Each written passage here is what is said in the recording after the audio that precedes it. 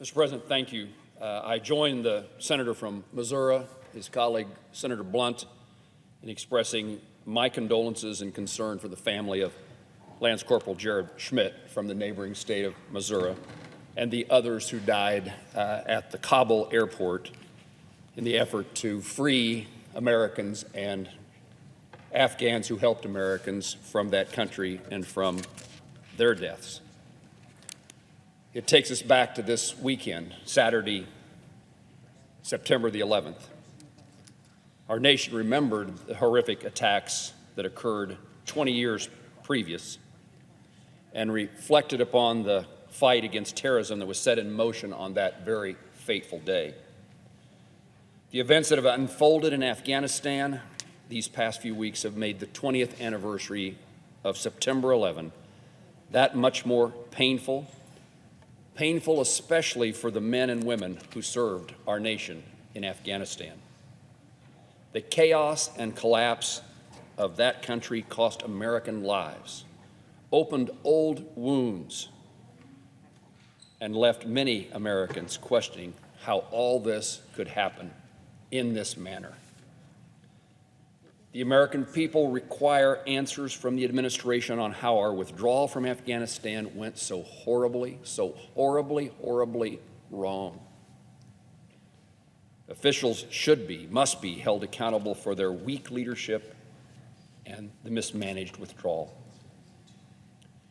During my tenure in the U.S. House of Representatives and here in the United States Senate, following the attack of 9/11, I visited Afghanistan 4 times. Over the course of those visits, I saw progress being made by our troops and by civilians, by our NATO allies, and by Afghan partners. My last visit was about 4 years ago, just to the day, about a week ago. At that time, the U.S. had less than 15,000 service members in Afghanistan, and our men and women were operating as advisors to the Afghan military. For the most part, the war seemed to be being fought by the Afghan military. Certainly, several terrorist groups had a presence in the region, but our military was preventing them from gaining the ability to strike our homeland. President Biden's withdrawal plan, if it could be called that, led to the deadliest day for American service members in Afghanistan since 2011. 13 of our service members returned home in flag-draped caskets. Most of them were too young to remember 9/11, yet they laid down their lives to help Americans and Afghans flee the Taliban and find safety. Americans remain in Afghanistan, and thousands of our Afghan partners who are likely to face persecution or death at the hands of the Taliban have little hope of escaping the country. Our own office continues the effort to try to find and help those individuals remove themselves from a country where death seems certain. I thank my staff, and I pray for those people, and I thank the Kansans who brought them to our attention. People at home worried about Christians being persecuted for being Christians in Afghanistan. Those who serve in Afghanistan worried about someone who saved their life, an Afghan who saved their life or who was their interpreter, who was there side by side with them, now being left to the fate of the Taliban. I'm a member of the Senate Appropriations Subcommittees that fund the Departments of Defense and State. We must hold hearings to examine the President's decision-making process and his consideration of the advice provided by his military and intelligence community leaders. We need to determine what steps, if any, were taken to plan for the withdrawal of Americans and special immigrant visas holders from Afghanistan. We also need to hear directly from the administration how costly the lethal American weapons ended up in the hands of the Taliban. The high-ranking officials who are responsible for this failure must answer to the American people why this operation failed so spectacularly and why their taxpayer dollars was left behind for the Taliban in the form of helicopters combat vehicles, and weapons. How is it that we came to rely upon the Taliban to help those we are responsible for, we owe a debt to be able to escape from the Taliban? The administration must also be held accountable for its mismanagement and for the precarious security situation that this incompetent withdrawal created. Hastily withdrawing thousands of troops, apparently in the interest of a symbolic departure before the 20th anniversary of 9/11, made this world a more dangerous place. It created an environment that will allow radical terrorists to find refuge under the Taliban rule and produced one that was the most pressing humanitarian crisis in history. We deserve answers on how we will remedy this complex security situation, how we will help Afghan women and girls who are already being persecuted, and how we will learn from the mistakes that were made to make certain it cannot happen again. Finally, our veterans who served honorably in Afghanistan need to know that their service, and when I say finally, this is not the least important point. It's made at the end to make the point so clear. Our veterans who served honorably in Afghanistan need to know that their service was not in vain. More than 775,000 service members were deployed to Afghanistan over the 2 decades since 9/11. To those service members, make no mistake, your service has left a lasting and unparalleled impact upon the world. Our country has been safe from a terrorist attack from the region of Afghanistan since their arrival in Afghanistan. Their work and efforts, their sacrifice and service made a difference for the safety of their fellow Americans. Those who served significantly reduced the threat from al-Qaeda and brought Osama bin Laden to justice.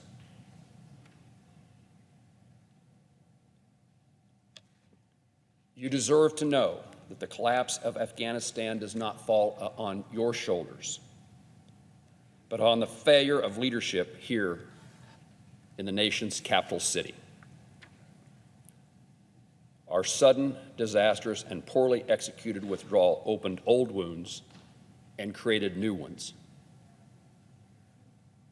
I commit, as the ranking Republican on the Senate Committee on Veterans Affairs, to work side by side with our chairman, the senator from Montana, to make certain that our veterans receive the care and attention that they deserve and are entitled to, the respect and honor from their fellow American citizens, and the benefits that we promised to be available.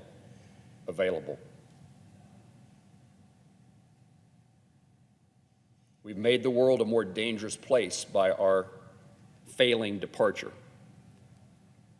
and we've left Americans and our Afghan partners behind. I served in the House of Representatives on 9/11 20 years ago. I remember the day and the attack.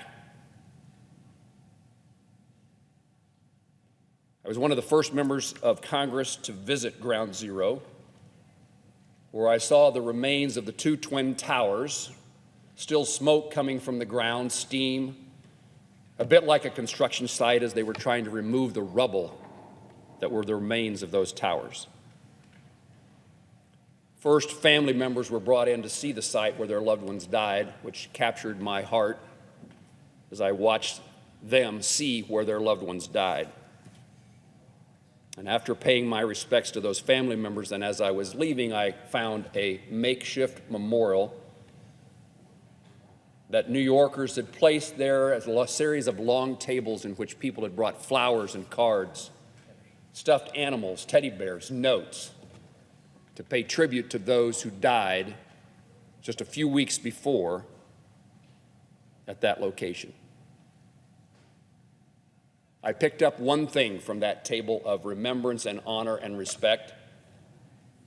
It was a piece of notebook paper with a jagged edge along the side, torn out of a spiral notebook.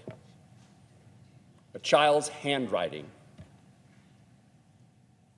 Dear Daddy, how much I love you, how I hope heaven is a wonderful place, and I hope, Daddy, that I live a life good enough to join you there someday. Amanda, age 12. That moment has stuck with me for 20+ years now. The point being that we have a responsibility to make sure that there are no more Amandas who suffer the fate that that young girl suffered that day with the death of her father. It occurred because of a terrorist attack occurring on the lands of Afghanistan, held by the Taliban, that allowed ISIS to attack the United States of America. I've tried to change my conduct as a member of Congress since that day to be a more responsible member, to do the things necessary to be more worldly and to understand what's going on, to make sure that I make the decisions that help make the world a safer place. What we've seen in the last few weeks discourages me in making the world a safer place, but I arise to the call again to say we have responsibilities left in Afghanistan. We have responsibilities to the people we left behind to allow and to help them escape near certain death. And we also have responsibilities to those men and women who have served in Afghanistan, who answered the call because they saw what happened to our nation on 9/11 and say, I have something to give. I have something, perhaps my life, to give to see that this doesn't happen again.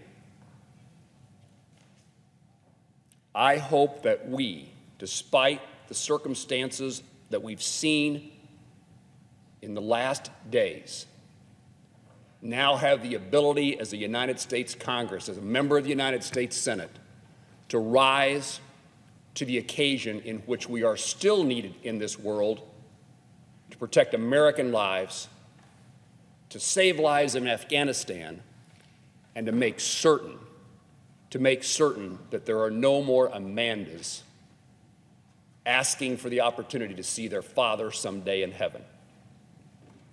The burdens are great for us. The responsibilities are real. Those who have failed us to date need to be held accountable, and the rest of us need to arise to the occasion to protect this country we love, the United States of America. Mr. President, I yield the floor.